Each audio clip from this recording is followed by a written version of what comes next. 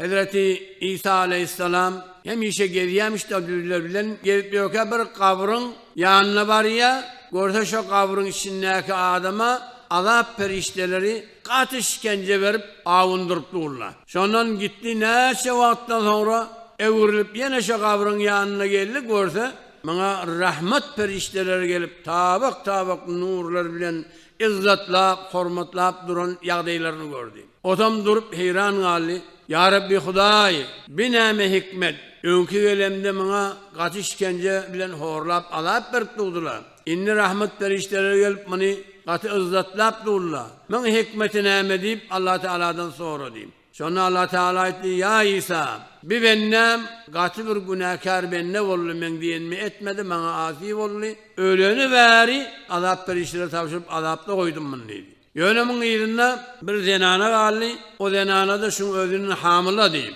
Şol zenanın oğlunu oldu, inha onu terbiyet verip ulolttu. İnni şunu oğlunun elinden tutup mektephanaya getirip Molla tevil verdi. Sonra Molla ona etti, Bismillahirrahmanirrahim deyip şuna Bismillah ayttırdı. Men bennemden utandım dedi. Onun oğlu yerin yüzünü men adım tutup Bismillah ediptu. Onun atasına yerine teginle ona azap verip durmağa men utandım dedi Allah'tan. O zaman hatasını bağışladım dedi. Hürmet et dururlar şunla şirin.